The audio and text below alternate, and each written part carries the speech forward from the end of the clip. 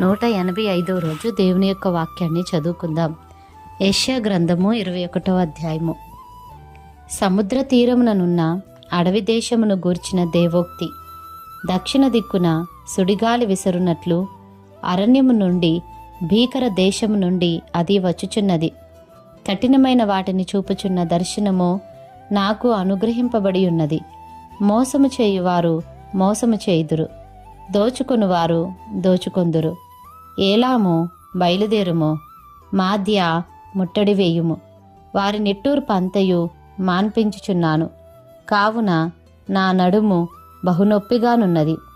ప్రసవించు స్త్రీ వేదన వంటి వేదన నన్ను పట్టియున్నది. బాధ చేత నేను వినలేకుండానున్నాను, విభ్రాంతి చేత నేను చూడలేకుండానున్నాను. నా గుండె తటతట కొట్టుకొనుచున్నది. మహాభయము నన్ను కలవరపరుచుచున్నది. నాకిష్టమైన సంధ్యవేళ నాకు భీకరమాయెను. వారు భోజనపు బల్లను సిద్ధము చేయుదురు, తివాసీలు పరుతురు, అన్నపానములు పుచ్చుకొందురు.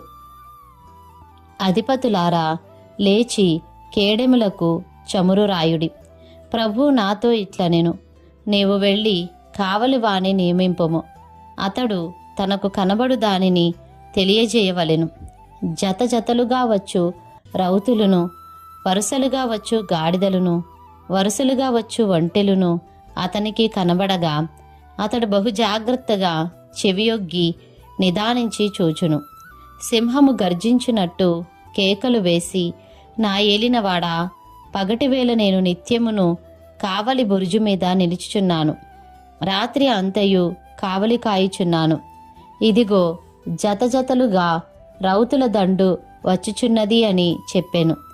బబులోను కూలెను, దాని దేవతల విగ్రహములన్నిటినీ ఆయన నేలను పడవేసి ఉన్నాడు, ముక్క ముక్కలుగా విరగ్గొట్టి ఉన్నాడు అని చెప్పుచూ వచ్చెను. నేను నూర్చిన నా ధాన్యమా, నా కళ్ళములో నూర్చబడినవాడా, ఇశ్రాయేలు దేవుడును సైన్యములకు అధిపతియు నగు యెహోవా వలన నేను వినిన సంగతి నీకు తెలియజెప్పియున్నాను. ధూమాను గూర్చిన దేవోక్తి. కావలివాడా, రాత్రి ఎంత వేళైనది, కావలివాడా, రాత్రి ఎంత వేళైనది అని ఒకడు శెయీరులో నుండి కేకలు వేసి నన్ను అడుగుచున్నాడు. కావలివాడు ఉదయము నగును రాత్రియు నగును, మీరు విచారింపగోరిన ఎడల విచారించుడి, మరలా రండి అనుచున్నాడు. అరేబియాను గూర్చిన దేవోక్తి. దెదానీయులైన సార్ధవాహులారా, సాయంకాలమున మీరు అరబీ ఎడారిలో దిగవలెను. తేమాదేశ నివాసులారా, దప్పిగొన్న వారికి నీళ్లు తెండి, పారిపోచున్న వారికి ఎదురుగా ఆహారము తీసుకుని రండి.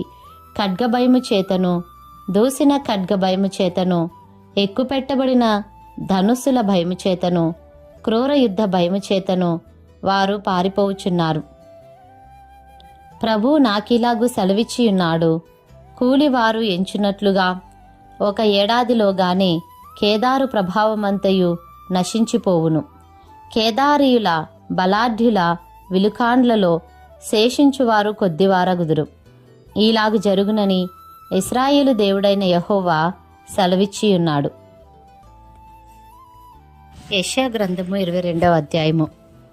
దర్శనపు లోయను గూర్చిన దేవోక్తి. ఏమి వచ్చి నీలోని వారందరూ మేడల మీదకెక్కియున్నారు. అల్లరితో నిండి కేకలు వేయుపురమా, ఉల్లాసముతో బొబ్బలు పెట్టు దుర్గమా, నీలో హతులైన వారు ఖడ్గము చేత హతము కాలేదు, యుద్ధములో వధింపబడలేదు. నీ అధిపతులందరూ కూడి పారిపోగా విలుకాండ్ల చేత కొట్టబడకుండా పట్టబడిన వారైరి. మీలో దొరికిన వారందరూ పట్టబడి దూరమునకు పారిపోయిరి. నేను సంతాపము కలిగి ఏడ్చుచున్నాను, నాకు విముఖులై ఉండుడి. నా జనమునకు కలిగిన నాశనమును గూర్చి నన్ను ఓదార్చుటకు తీవ్రపడకుడి. దర్శనపు లోయలో సైన్యములకు అధిపతియు ప్రభువునగు యెహోవా అల్లరి దినమొకటి నియమించియున్నాడు. ఓటమి, త్రొక్కుడు, కలవరము ఆయన కలుగజేయును. ఆయన ప్రాకారములను పడగొట్టగా కొండవైపు ధ్వని వినబడును. ఏలాము యోధులను, రథములను, రౌతులను సమకూర్చి అంబుల పొదిని వహించియున్నది. కీరు, డాలు, పై గవిసెన తీసెను. అందుచేత అందమైన నీ లోయల నిండా రథములున్నవి. గుర్రపు రౌతులు గవిని యొద్ద వ్యూహమేర్పరచుకొనుచున్నారు. అప్పుడు యూదా నుండి ఆయన ముసుగు తీసివేసెను. ఆ దినమున నీవు అరణ్య గృహమందున్న ఆయుధములను కనిపెట్టితివి. దావీదు పట్టణపు ప్రాకారము చాలా మట్టుకు పడిపోయినదని తెలుసుకొని దిగువనున్న కోనేటి నీళ్లను మీరు సమకూర్చితిరి.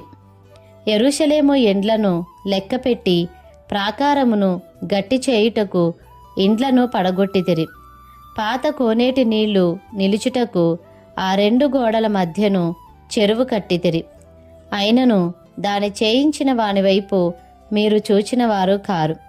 పూర్వకాలమున దాని నిర్మించిన వారిని మీరు లక్ష్యపెట్టకపోతిరి.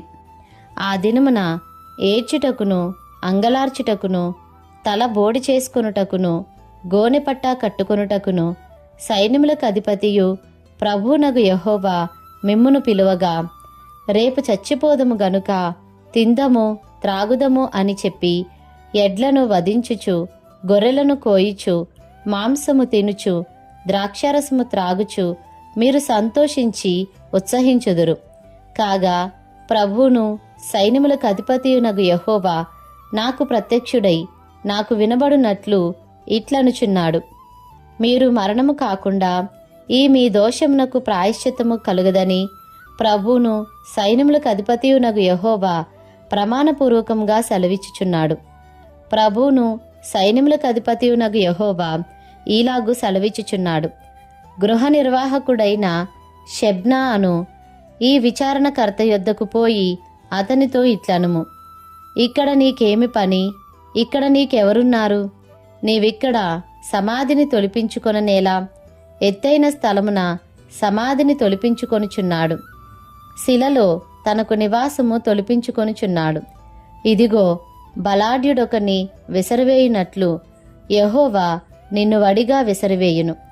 ఆయన నిన్ను గట్టిగా పట్టుకొనును. ఆయన నిన్ను మడిచి ఒకడు చెండు వేసినట్టు విశాలమైన దేశంలోనికి నిన్ను విసరివేయును. నీ యజమానుని ఇంటివారికి అవమానము తెచ్చినవాడా, అక్కడనే నీవు మృతి పొందెదవు. నీ ఘనమైన రథములు అక్కడనే పడియుండును. నీ స్థితి నుండి యెహోవానగు నేను నిన్ను తొలగించెదను. నీ ఉద్యోగము నుండి ఆయన నిన్ను త్రోసివేయును. ఆ దినమున నేను నా సేవకుడును హిల్కీయా కుమారుడు నగు ఎల్యాకీమును పిలిచి అతనికి నీ చొక్కాయి తొడిగించి నీ నడుకట్టు చేత అతని బలపరిచి నీ అధికారమును అతనికిచ్చెదను. అతడు యెరూషలేము నివాసులకును యూదా వంశస్థులకును తండ్రియగును. నేను దావీదు ఇంటి తాళపు అధికార భారమును అతని భుజము మీద ఉంచెదను. అతడు తీయగా ఎవడునూ మోయజాలడు, అతడు మోయగా ఎవడునూ తీయజాలడు. దిట్టమైన చోట మేకు కొట్టినట్టు నేను అతన్ని స్థిరపరచెదను. అతడు తన పితరుల కుటుంబమునకు మాన్యత గల సింహాసనముగా నుండును. గిన్నెల వంటి పాత్రలను బొడ్ల వంటి సమస్తమైన చిన్న చెంబులను అనగా అతని పితరుల సంతాన సంబంధులకు పిల్లా జల్లాలందరినీ అతని మీద వ్రేలాడించెదరు. సైన్యములకు అధిపతి యెహోవా ఈలాగు సెలవిచ్చుచున్నాడు, ఆ దినమున దిట్టమైన చోట స్థిరపరచబడిన ఆ మేకు ఊడదీయబడి తెగవేయబడి పడును. దానిమీదనున్న భారము నాశనమగును. ఈలాగు జరుగునని యెహోవా సెలవిచ్చియున్నాడు. యెషయా గ్రంథము 23వ అధ్యాయము. తూరును గుర్చిన దేవోక్తి. తార్షీషు ఓడలారా అంగలార్చుడి, తూరు పాడైపోయెను, ఇల్లైనను లేదు, ప్రవేశ మార్గమైనను లేదు. కిత్తీయుల దేశం నుండి ఆ సంగతి వారికి వెల్లడి చేయబడెను. సముద్ర తీర వాసులారా అంగలార్చుడి, సముద్రము దాటుచుండు సీదోను వర్తకులు తమ సరుకులతో నిన్ను నింపిరి. షీహోరు నది ధాన్యము, నైలు నది పంట సముద్రము మీద నీలోనికి తేబడుచుండెను. తూరు వలన జనములకు లాభము వచ్చెను. సీదోను సిగ్గుపడుము, సముద్రము సముద్ర దుర్గము మాటలాడుచున్నది. నేను ప్రసవేదన పడనిదానను, పిల్లలు కననిదానను, యవ్వనస్తులను పోషింపని దానను, కన్యకలను పెంచని దానను. ఆ వర్తమానము ఐగుప్తీయులు విని తూరును గూర్చి మిక్కిలి దుఃఖింతురు. తార్షీషునకు వెల్లుడి, సముద్రతీర వాసులారా అంగలార్చుడి. నీకు సంతోషము కలుగజేసిన పట్టణమిదేనా? ప్రాచీన కాలమున నుండిన పట్టణమిదేనా? పరదేశ నివాసము చేయుటకు దూర ప్రయాణము చేసినదిదేనా? దాని వర్తకులు రాజసమానులు, దాని వ్యాపారులు భూనివాసులలో ఘనులు. కిరీటములనిచ్చుచుండు తూరుకు ఈలాగు చేయనెవడు ఉద్దేశించెను? సర్వసౌందర్య గర్వాతిశయమును అపవిత్రపరచుటకును, భూమి మీదనున్న సర్వఘనులను అవమానపరచుటకును సైన్యములకు అధిపతియగు యెహోవా ఈలాగు చేయనుద్దేశించెను. తార్షీషు కుమారి, నీ దేశమునకిక నడికట్టు లేకపోయెను. నైలు నది ప్రవహించున్నట్లు దానిమీద ప్రవహించుము. ఆయన సముద్రం మీద తన చెయ్యి చాపెను, రాజ్యములను కంపింపజేసెను. కనాను కోటలను నశింపజేయుటకు యెహోవా దాని గూర్చి ఆజ్ఞాపించెను. మరియు ఆయన, సీదోను కన్నిక, చెరపబడిన దానా, నీకికను సంతోషముండదు. నీవు లేచి కిత్తూముకు దాటిపొమ్ము, అక్కడనైనను నీకు నెమ్మది కలుగదు. ఇదిగో కల్దీల దేశమును చూడుము, వారికను జనముగా ఉండరు. అశ్షూరీయులు దానిని అడవి మృగములకు నివాసముగా చేసియున్నారు. వారు కోటలు కట్టించి దాని నగరులను పడగొట్టియున్నారు. తార్షీషు ఓడలారా అంగలార్చుడి, మీ దుర్గము పాడైపోయెను. ఒక రాజు ఏలుబడిలో జరిగినట్లు తూరు ఆ దినమున 70 సంవత్సరములు మరువబడును. 70 సంవత్సరములైన తరువాత వేశ్యల కీర్తనలో ఉన్నట్లు జరుగును. ఏమనగా, మరోబడిన వేశ్య, సితారా తీసుకుని పట్టణంలో తిరుగులాడుము. నీవు జ్ఞాపకమునకు వచ్చినట్లు ఇంపుగా వాయించుము. అనేక కీర్తనలు పాడుము. 70 సంవత్సరముల అంతమున యెహోవా తూరును దర్శించును. అది వేశ్య జీతమునకు మరలా భూమి మీదనున్న సమస్త లోక రాజ్యములతో వ్యభిచారము చేయును. వేశ్య జీతముగా ఉన్న దాని వర్తక లాభము యెహోవాకు ప్రతిష్ఠితమగును. అది కూర్చబడదు, ధననిధిలో వేయబడదు. యెహోవా సన్నిధిని నివసించు వారికి సంతుష్టి ఇచ్చు భోజనమునకును ప్రశస్త వస్త్రములకును ఆ పట్టణపు లాభము ఆధారముగా ఉండును. యెషయా గ్రంథము 24వ అధ్యాయము. ఆలకించుడి, యెహోవా దేశమును వట్టిదిగా చేయుచున్నాడు. ఆయన దాని పాడుగా చేసి కల్లోలపరచుచున్నాడు. దాని నివాసులను చెదరగొట్టుచున్నాడు.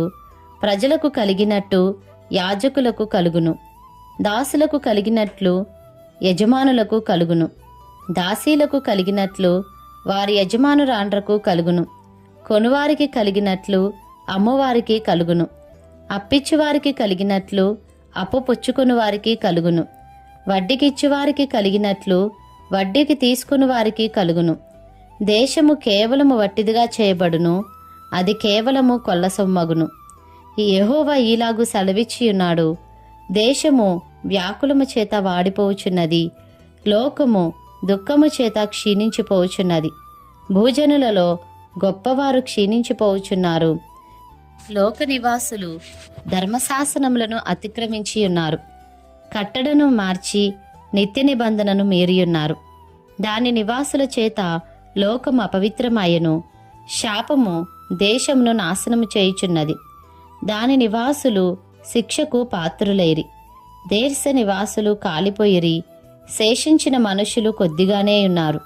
క్రొత్త ద్రాక్ష రసము అంగలార్చుచున్నది, ద్రాక్షవల్లి క్షీణించుచున్నది. సంతోష హృదయులందరూ నిట్టూర్పు విడుచుచున్నారు. తంబురల సంతోషనాదము నిలిచిపోయెను. ఉల్లసించువారి ధ్వని మానిపోయెను. సితారాల ఇంపైన శబ్దము నిలిచిపోయెను.